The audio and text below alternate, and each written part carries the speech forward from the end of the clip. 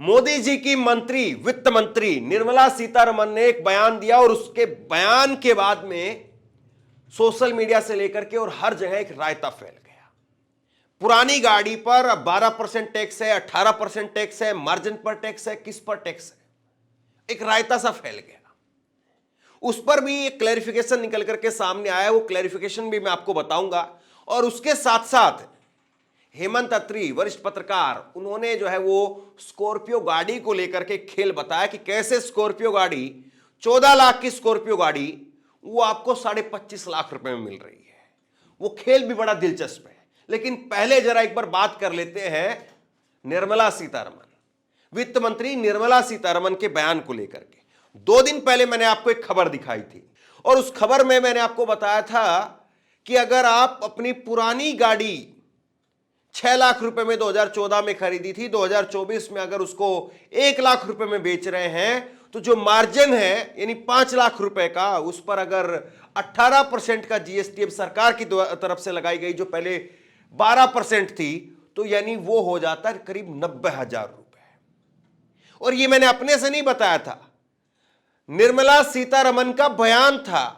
उस बयान के आधार पर जो कैलकुलेशन निकल करके आ रहा था, उसी आधार पर मैंने आपको बात बताई थी। लेकिन अब इसमें नई बात निकल करके सामने आ गई है। तो नई बात क्या है, पहले वो मैं आपको दिखाऊंगा। लेकिन उससे पहले जो एक बार पुरानी बात हमने दिखाई थी या खबरों में थी, पहले जरा एक बार जल्दी से उस पर एक बार आपकी नजर डाल लीजिए और उसके बाद में जो है अब क्या कहा जा रहा है वो देखिएगा। But when the discussions happened,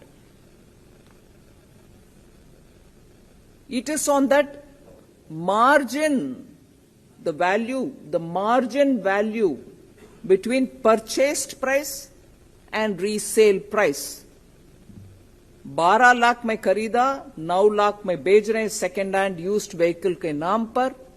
On the margin is only this 18% is being put, as would be for any used car. So it is on the margin, not on the entire amount at which the car is being sold. तो निर्मला सीतारमण ने जो बात कही वो हर जगह पर फैल गई और उसके बाद में अब सफाई सामने आई है। पहले न्यूज 24 की खबर भी मैंने उस वक्त में आपको दिखाई थी कि पुरानी कार बेचने वालों को झटका अब चुकाना होगा 18% जीएसटी। न्यूज 24 ने ही लिखा था कि पुरानी गाड़ियों की बिक्री पर अब 18% का जीएसटी देना होगा। सरकार के इस फैसले पर आप क्या कहेंगे? यह खबर निकल करके सामने आई थी, लेकिन अब नई बात कही जा रही है जो पिछली बार मैंने आपको बताया था। एक बार वो प्लेट में आपको फटाफट दिखा देता हूं। उसमें यह था कि आप अगर 6 लाख रुपए में गाड़ी खरीदते हैं 2014 में और 2024 में उसको आपने 1 लाख रुपए में बेचा, तो मार्जिन हुआ, अंतर हुआ, वो हुआ 5 लाख रुपए और उस पर 18% की जीएसटी लगती है। 18% की जीएसटी का मतलब हो गया 90,000 रुपए, यानी मालिक को सिर्फ 10,000 रुपए बचता है। ये निर्मला सीतारमण के उस बयान के हिसाब से। लेकिन अब सरकार की तरफ से क्या कहा जा रहा है? सरकार कह रही कि वो थोड़ा सा समझाने के अंदर जो चूक गई, या पीआईबी की तरफ से ये बात कही जा रही, जो सरकार के सूत्र हैं उनकी तरफ से बात कही जा रही है। तो अब कहा जा रहा है कि 2014 में आपने मान लीजिए कि 6 लाख रुपए में कार खरीदी। अब जो सरकार समझाने की कोशिश कर रही है कि 6 लाख रुपए में आपने कार खरीदी और वो कार बेच दी आपने 1 लाख रुपए के अंदर। अब उस कार को अगर वेंडर बेचेगा, सरकार कह रही है कि भाई अगर आम आदमी आपस में एक दूसरे से खरीदारी करेंगे, बेचने का काम करेंगे, तो टैक्स नहीं लगेगा। जैसे मान लीजिए कि सुनील ने अनिल को कार बेची, 2 दोस्त हैं, एक कंपनी में काम करते हैं, या 2 रिश्तेदार हैं, जानने वाले हैं, या अड़ोसी पड़ोसी हैं, अगर वो एक दूसरे को आपस में कार बेचते हैं, मतलब कि एक इंडिविजुअल आदमी दूसरे इंडिविजुअल आदमी को अगर कार बेचेगा तो 18% का टैक्स नहीं लगेगा। लेकिन आप अपनी कार को, अगर ये जो ऐप होते हैं या बेचने का काम करते, जो रजिस्टर्ड लोग हैं, रजिस्टर्ड कंपनियां हैं, अगर आप उनको कार बेचते हैं तो भी आपको टैक्स नहीं देना है। लेकिन अगर वो वेंडर अगर आपको फिर दोबारा कार बेचेगा और उस कार पर अगर मुनाफा लेगा तो उस वेंडर को टैक्स देना होगा। समझिए जरा कैसे। 2014 में आपने कार खरीदी 6 लाख रुपए की, 2024 में आपने 1 लाख रुपए की कार बेच दी। अब अगर वेंडर उस कार पर थोड़ा सा काम करवा देता है, बम्पर वगैरह टूटा हुआ था, सीट जो है वो हिली हुई थी, इंजन से आवाज आ रही थी, उसके सोकर जो है ठीक नहीं थे, अगर उसने 50-60 हजार रुपए खर्चा कर दिया उस कार के ऊपर, कार को चकाचक कर दिया, और उस कार को अब वो आपको या किसी और को 2 लाख रुपए की बेचता है, तो उसने वहां पर कितना मुनाफा कमाया? 1 लाख रुपए मुनाफा कमाया।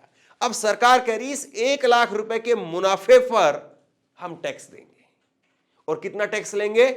हम टैक्स लेंगे 18%, जो कि पहले 12% था, अब हम उस पर 18% टैक्स ले रहे हैं। तो ये 18% का मतलब हो गया 18,000 रुपए जो कि वेंडर देगा। अब बड़ी बात जो समझने वाली है वो ये है कि मान लीजिए, ये वेंडर का मतलब आप थोड़ा सा ये समझिए कि डीलर समझ लीजिए, कि जो कार बेचने खरीदने वाले जो डीलर होते हैं, कि आपने अपनी कार डीलर को ले जाके बेच दी तो आपको तो टैक्स नहीं देना है, लेकिन डीलर ने उस कार पर कुछ काम किया, उस कार पर मुनाफा कमाया, तो वो टोटल जो है वो कैलकुलेट होगा। वो 1 लाख रुपए में आपसे खरीदा था उस कार को, तो वो यही दिखाएगा ना कि मैंने स्कॉर्पियो गाड़ी एक खरीदी थी 1 लाख रुपए में किसी आदमी से, मैंने उसमें थोड़ा काम किया, मैंने 2 लाख रुपए में किसी दूसरे आदमी को बेच दिया, तो उसको 1 लाख रुपए पर वो टैक्स देना 18,000 रुपए। अब 18,000 तो टैक्स देगा, 60-70 हजार रुपए उसने गाड़ी में काम करवाने में खर्च कर दिए, तो ऐसा तो है नहीं कि वो 10,000 रुपए कमाएगा और 10,000 रुपए में कार वो आगे बेच देगा आपको। जाहिर सी बात है वो तेल तो तिलों में से ही निकालेगा, वो पैसा तो कस्टमर में से, आम आदमी में से ही निकालेगा, और आम आदमी खरीद बेच का काम करते हैं। आपको देखा है कि कभी अंबानी जी ने सेकंड हैंड स्कॉर्पियो गाड़ी ली किसी की, या जो अडानी का बेटा है वो पुरानी फॉर्च्यूनर के अंदर जो है वो किसी प्रोग्राम में कहीं पर गया है, वो कहां बिल्कुल एकदम ब्रांड न्यू कार खरीदते वो लोग। तो आम आदमी पर ही तो बोझ पड़ा ना। अब सरकार जैसे मर्जी सफाई दे, लेकिन बात तो निकल करके सामने आ गई कि बोझ किस पर पड़ रहा है। जो 12% पहले था उसको बढ़ा करके सरकार ने 18% कर दिया है। जो क्लैरिफिकेशन था वो मैंने आपको दे दिया। निर्मला सीतारमन का बयान था, उसी बयान से एक तरीके से रायता फैला, और अब सरकार के ही सूत्र कह रहे हैं कि नहीं भाई ये बात ऐसे थी, निर्मला सीतारमन इस बात को गलत कह गई, तो इस बात को आप सही बता दीजिए। चलिए, तो एक जिम्मेदारी निभाने के तौर पर मैंने आपको इस बात को बता दिया, लेकिन एक गणित मैं आपको और दिखाता हूं। एक गणित आप और देखिए, स्कॉर्पियो गाड़ी अगर आप खरीदने के लिए जाते हैं तो स्कॉर्पियो गाड़ी की असल कीमत क्या है, और वो स्कॉर्पियो गाड़ी कैसे फिर आपको जो है वो इतनी महंगी मिलती है, और इसको लेकर के पत्रकार हेमंत अत्री ने बड़ी बारीक डिटेल से पूरा मामला समझाया है। मैं आपकी स्क्रीन पर रखता हूं। स्कॉर्पियो का जो एन मॉडल है, स्कॉर्पियो एन का टॉप मॉडल है, उसकी बेसिक कीमत है 14,15,472 रुपए। ये उन्होंने एक मॉडल के जरिए पूरा खेल समझाया है कि स्कॉर्पियो एन का अगर आप टॉप मॉडल लेने के लिए जाते हैं तो बेसिक कीमत है उसकी 14,15,472 रुपए।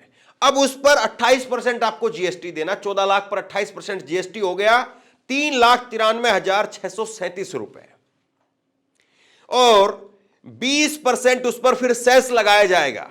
यह सेस होगा 2,81,169 रुपए। ये 14 लाख पर लग रहा है सब कुछ।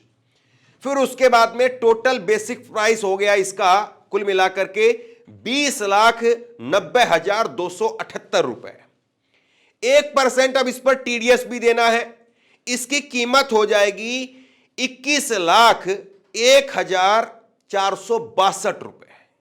अब इसके बाद में आपको न्यू व्हीकल, जब आप कोई नया साधन खरीदते हैं तो न्यू व्हीकल रजिस्ट्रेशन आरटीओ की फीस भी जमा करवानी पड़ती है, और ये आरटीओ की फीस हो जाएगी 2,11,590 रुपए।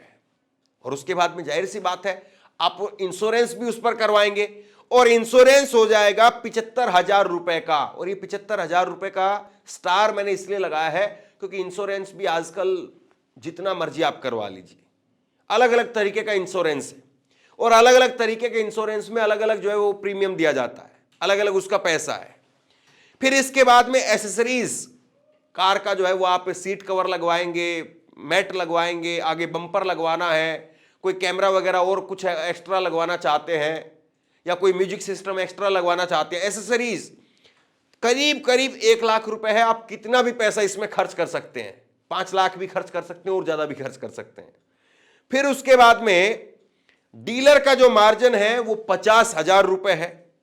इस तरीके से आपकी जो 14 लाख रुपए की गाड़ी थी वो हो गई 25.5 लाख रुपए की, जिसमें 9 लाख रुपए अकेले सरकार ले रही है। ये जीएसटी के नाम पर, सेस के नाम पर, टीडीएस के नाम पर, मतलब 14 लाख रुपए की स्कॉर्पियो गाड़ी आ सकती है आपके घर पर अगर सरकार अपनी तरफ से ये 9 लाख रुपए छोड़ दे तो 25.5 लाख रुपए की गाड़ी पड़ती है। और उसके बाद में उस गाड़ी को जब आप रोड पर लेकर के उतरेंगे, फिर जब आप पेट्रोल लेते हैं तो पेट्रोल में सरकार अलग से पैसा ले रही है, अलग से टैक्स ले रही है।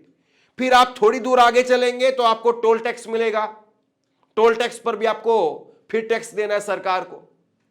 फिर टोल टैक्स को आप जैसे ही पार करेंगे तो रोड के किनारे अगर आप उतर करके अगर कुछ खाने पीने लगे, लंच करने लगे, या दोस्त को घुमाने के लिए ले गए, फैमिली को घुमाने के लिए ले गए हैं, तो वहां पर खाना खाएंगे, उसमें भी आपको टैक्स देना है।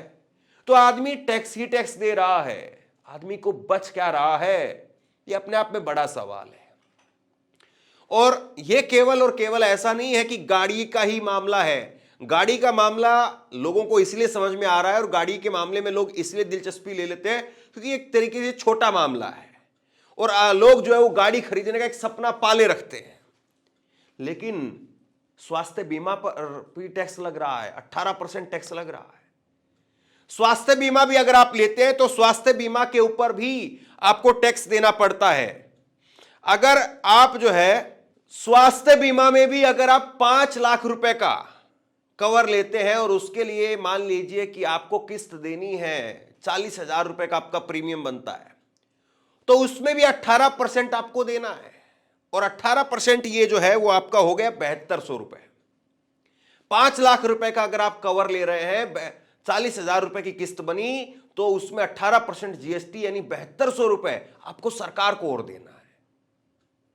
मतलब कोई स्वास्थ्य बीमा लेता है तो शौकिया तो लेता नहीं है कि चलो मैं स्वास्थ्य बीमा ले रहा हूं, हेल्थ इंश्योरेंस ले रहा हूं, तो हेल्थ इंश्योरेंस के बहाने जो है सरकार मुझको जो है वो थाईलैंड, बैंकॉक, जर्मनी, जापान घुमा करके लाएगी। ऐसा तो नहीं है ना। हेल्थ इंश्योरेंस का मतलब यही है कि कभी अगर बुरे दिन आए और मुझे अस्पताल में जाना पड़ा या कोई दिक्कत हुई तो मुझे कम से कम राहत मिल जाएगी, मेरे परिवार पर अचानक बर्डन नहीं आएगा। लेकिन उसमें भी आपको 18% टैक्स देना है। अगर आप पढ़ाई करते हैं तो पढ़ाई में भी टैक्स है। तो ये टैक्स का जो जाल है, निर्मला सीतारमण हो या मोदी जी के मंत्री हो या उनके समर्थक हो, जितना इस चीज को छेड़ेंगे ना, उतना ही ये चीज और ज्यादा गहराई तक लोग पढ़ते रहेंगे, जाकर के देखते रहेंगे।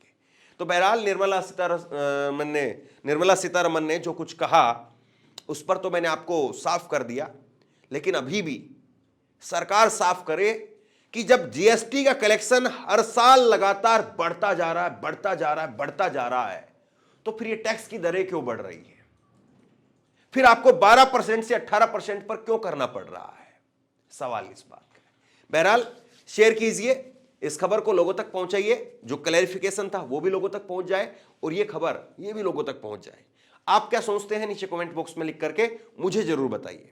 आपका बहुत बहुत धन्यवाद।